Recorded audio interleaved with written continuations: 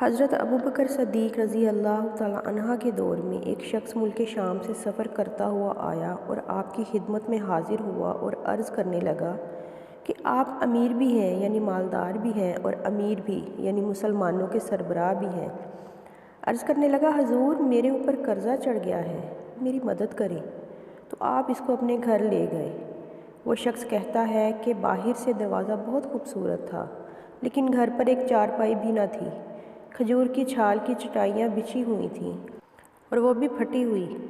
فرماتے ہیں سیدنا صدیق اکبر رضی اللہ تعالیٰ عنہ نے مجھے چٹائی پر بٹھا لیا اور مجھے کہنے لگے یار ایک عجیب بات نہ بتاؤں؟ میں نے کہا بتائیے۔ تو عرض کرنے لگے 3 دن سے میں نے ایک اناج کا دانہ بھی نہیں کھایا، کھجور پر گزارا کر لیتا ہوں۔ آج کل میرے حالات کچھ ٹھیک نہیں ہیں۔ تو شخص کہنے لگا حضور میں اب پھر کیا کروں، میں تو بہت دور سے امید لگا کر آیا تھا۔ تو فرمانے لگے تو عثمان غنی کے پاس جا۔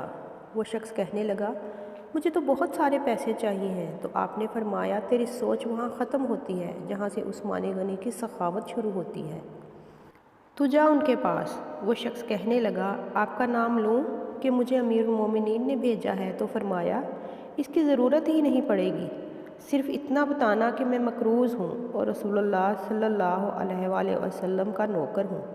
وہ شخص کہنے لگا وہ دلیل حوالہ مانگیں گے؟ فرمایا عثمان سخاوت کرتے وقت دلیل یا حوالہ نہیں مانگتے۔ عثمان اللہ کی راہ میں دیتے ہوئے تفتیش نہیں کرتا اور سخاوت کرتے وقت ٹٹولنا عثمان کی عادت نہیں۔ وہ شخص کہتا ہے میں چلا گیا، پوچھتا پوچھتا دروازے پر دستک دی۔ حضرت عثمان غنی کے اندر سے بولنے کی آوازیں آ رہی تھیں، اپنے بچوں کو ڈانٹ رہے تھے کہ یار تم لوگ دودھ کے اندر شہد ملا کر پیتے ہو، خرچہ تھوڑا کم کرو، اتنا خرچہ بڑھا دیا ہے، دودھ میٹھا بھی ہے شہد بھی میٹھا ہے، ایک چیز کا استعمال کر لو، کوئی تم بیمار تھوڑی ہو۔ وہ شخص کہتا ہے میں نے کہا ابوبکر تو بڑی باتیں بتا رہے تھے، یہاں تو دودھ اور شہد پر لڑائی ہو رہی ہے اور مجھے تو کئی ہزار دینار چاہیے، کیا یہ دے دے گا؟ وہ شخص کہتا ہے کہ میں ابھی یہ سوچ ہی رہا تھا کہ اندر سے دروازہ کھلنے کی آواز آئی۔ وہ باہر آئے اور میں نے کہا السلام علیکم۔ انہوں نے سلام کا جواب دیا اور وہ سمجھ گئے کہ میں مسلمان ہوں اور مخاطب ہو کر کہنے لگے معاف کرنا، بچوں کو ذرا ایک بات سمجھانی تھی، آنے میں ذرا دیر ہو گئی۔ ان کا پہلا جملہ ان کے بڑے پن کا مظاہرہ کر رہا تھا۔ پھر دروازہ کھولا اور مجھے انہوں نے گھر بٹھایا اور میرے لیے جو پہلی چیز پیش کی گئی وہ دودھ میں شہد ڈال کر دیا گیا اور پھر کھجور کا حلوہ پیش کیا۔ شخص کہتا ہے کہ میرے دل میں خیال آیا عجیب شخص ہے، گھر والوں کے ساتھ جھگڑا کر رہے تھے، ایک چیز استعمال کیا کرو، میرے لیے 3 چیزیں آ گئی ہیں، لیکن ابھی میرا تصور جمع نہیں تھا۔ میں نے دل میں خیال کیا اتنا تگڑا نہیں جتنا ابوبکر صدیق رضی اللہ تعالیٰ عنہ نے بتایا ہے۔ وہ شخص کہتا ہے کہ کھلانے پلانے کے بعد پوچھنے لگے کیسے آئے ہو؟ میں نے کہا کہ میں مسلمان ہوں اور ملک شام کے گاؤں کا رہنے والا ہوں اور کچھ کاروباری مشکلات آئی تو مقروض ہو گیا ہوں اور میرے اوپر قرضہ ہے اور مجھے کچھ پیسوں کی حاجت ہے۔ تو انہوں نے ایک آواز دی تو ایک غلام اونٹ پر سامان لدا ہوا لے کر حاضر ہوا۔ وہ شخص کہتا ہے کہ مجھے 3000 اشرفیہ چاہیے تھی۔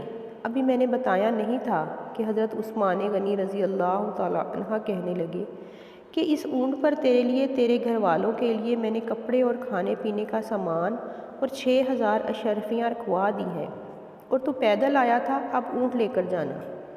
شخص کہنے لگا میں نے فوراً کہا کہ حضور یہ اونٹ انہیں واپس کرنے کون آئے گا؟ حضرت عثمان فرمانے لگے واپس کرنے کے لیے دیا ہی نہیں، یہ تحفہ ہے، تو لے جا۔ وہ شخص کہتا ہے کہ میں کہاں سے چلا تھا ڈھونڈتا ہوا اور پھر مدینے میں آیا، اور جب مدینے میں آیا تو اللہ نے مجھے جھولی بھر کے عطا فرمایا۔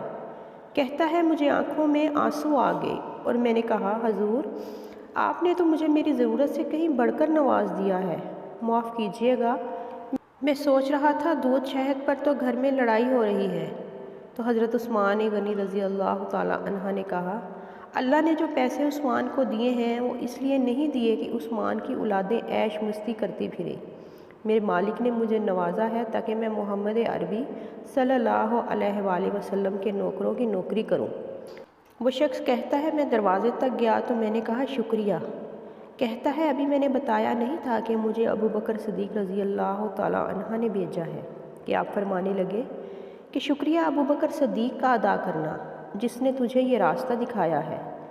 وہ شخص کہتا ہے میں نے کہا حضور آپ کو تو میں نے بتایا ہی نہیں کہ مجھے، تو آپ رضی اللہ تعالیٰ عنہ مسکرا کر فرمانے لگے چھوڑو، آپ کا کام ہو گیا، اس تفصیلات میں نہ پڑو۔